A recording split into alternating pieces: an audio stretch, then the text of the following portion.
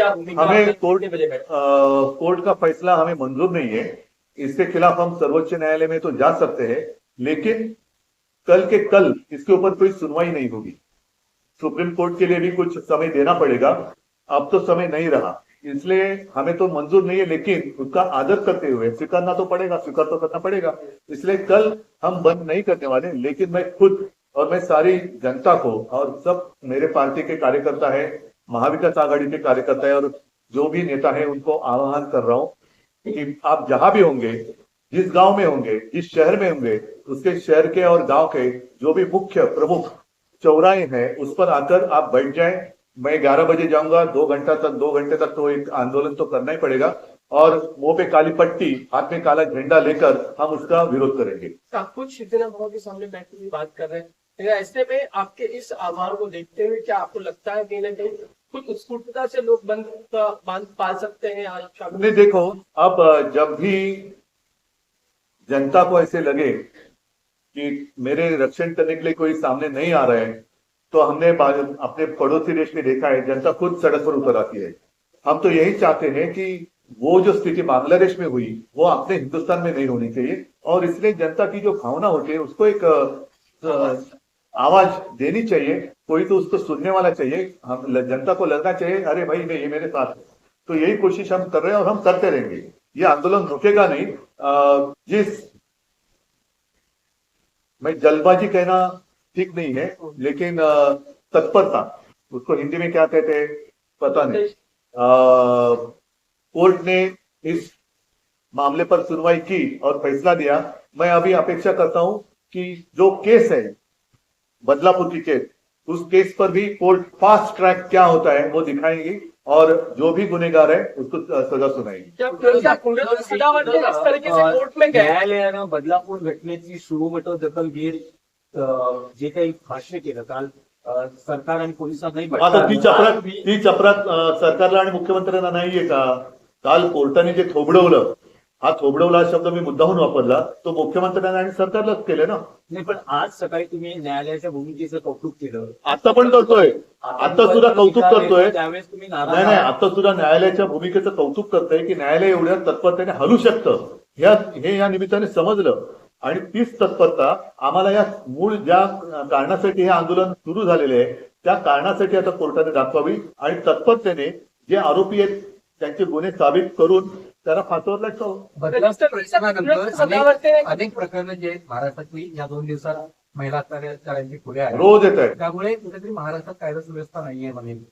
तेच तर माझं म्हणणं आहे आणि त्याच्यासाठी आम्ही हे आंदोलन करतो आहोत।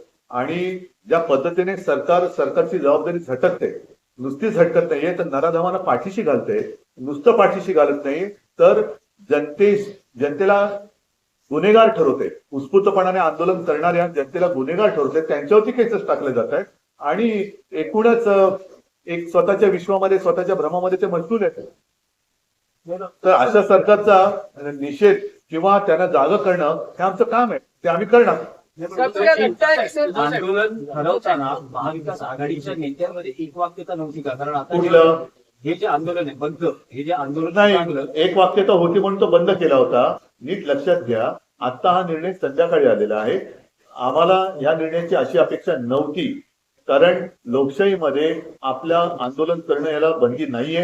जर त्याच्यात हिंसाचार झाला, त्याच्यामध्ये काही घटना घडल्या तर त्यानुसार गुन्हे दाखल केले जातात, अटका केल्या जातात आणि पुढची कारवाई होते। पण जिथे मी स्वतः पुढे येऊन सांगितलं होतं की उत्स्फूर्तपणाने स्वतःहून सामील व्हा, कारण प्रत्येकाला मुलं बाळं आहेत, प्रत्येकाच्या घरामध्ये मुली आहेत, आई आहे, बहीण आहे, सगळे आहेत। तर त्यांच्यासाठी म्हणून हे आंदोलन आहे। हे आंदोलन थांबणार नाहीये। जर का तुम्ही बंद आम्हाला करायला देत नसाल तर आम्ही असं म्हणतो की तुम्ही आम्हाला तोंडच उघडू देत नाही, तर आम्ही 11 वाजता उद्या मी स्वतः शिवसेना भवनच्या चौकात येऊन बसणार आहे। तसंच राज्यातल्या सगळ्या नेत्यांना मी सांगतोय, जनतेला सांगतोय की आपापल्या गावात, आपापल्या शहरात, प्रमुख चौकात तोंडाला काळी पट्टी बांधून, हातात काळे झेंडे घेऊन ह्या नराधमांचा निषेध करायला बसा आणि सरकारच्या असंवेदनशीलतेचा निषेध करायला आपण बसा। याला एक प्रश्न आहे की जसं निलेश तुझ्या एक वाक्याचा नव्हता, हा, एक वाक्यतेचा विषय अर्धवट राहिला तर तो आम्ही बंद केला होता। संध्याकाळी निर्णय आल्यानंतर साहजिकच पवारसाहेब बाहेर गावी आहेत, मी इकडे बसले, मगाशी मी तुम्हाला सांगितलं नाना पाटोळे एकीकडे आहे. तर आम्ही फोनवरती बोललो आणि फोनवरती बोलून उद्याचा कार्यक्रम आम्ही ठरवलेला आहे. पण एक म्हणजे यामध्ये असं दिसतंय की पवार साहेबांनी एक वेगळं ट्विट केलं. हो काँग्रेसने हो, कारण आम्ही एकत्र एका गावात नाही आहोत. एकत्र जर यावर आता आमचं एकत्र ट्विटर हँडल नाही आहे आणि आम्ही जास्त ट्विट करत नाही. ट्विट करणारे आम्ही लोक नाही आहोत. ते व्हॉट्सअप युनिव्हर्सिटीवाली लोक वेगळी आहेत. आम्ही जे बोलतो ते समोरासमोर बोलतो. उद्धव पहिला प्रश्न असा आहे की हायकोर्टाचे नियम तर सगळ्यांनाच माहिती आहे. तर याची पूर्वकल्पना आपल्याला महाविकास आघाडीने किंवा आपल्याला काही वेगळं हायकोर्टाचा नियम नसतो, नियम घटनेचा असतो. हा. नियम घटनेचा असतो, निर्णय कायदा घटनेचा असतो. घटनेमध्ये कायद्याचा उल्लेख असतो, कोर्टामध्ये नसतो. कोर्ट त्याचं पालन करतं. त्याच्यामुळे आजपर्यंत कधी असं झालेलं नव्हतं आणि याच्या विरोधात आम्ही सर्वोच्च न्यायालयात जाऊ शकतो.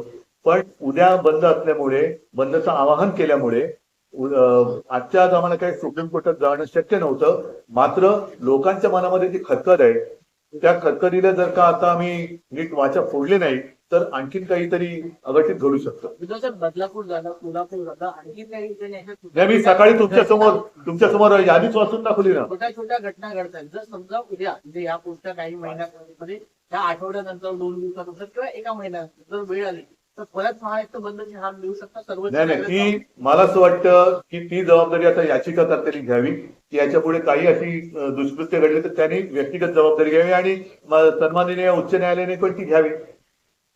कारण शेवटी कायदा पाळण्याची जर सरकारची तयारी नसेल, त्यांचे पोलीस जर तक्रार नोंदवून घ्यायला उशीर करत असतील तर कोर्टाने त्यांना भाग पडलं पाहिजे. अशा अनेक गोष्टी कदाचित कोर्टापर्यंत पोहोचतही नसतील किंवा उघडकीसही येत नसतील. याला जबाबदार कोण?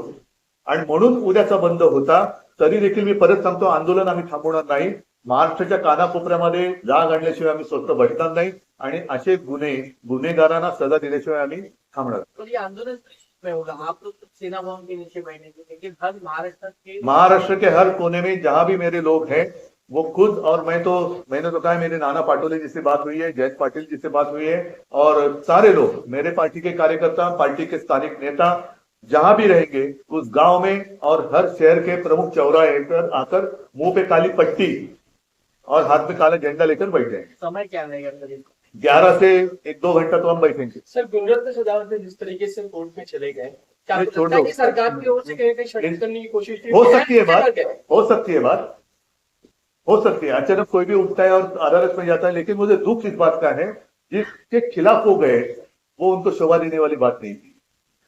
माँ और बहनों का जहां सवाल आता है तो ऐसे विषय में कोई बीच में आता है तो उसको शोभा देने वाली बात नहीं। आणि मी परत सांगतो की हे आंदोलन विकृतीच्या विरुद्ध आहे। सुसंस्कृत आणि संस्कृती ज्याला आहे त्या प्रत्येक नागरिकांनी या आंदोलनात सहभागी झालं पाहिजे। हे आंदोलन प्रत्येकाच्या घरातल्या माता भगिनींसाठी आणि मुलीबाळींसाठी आहे।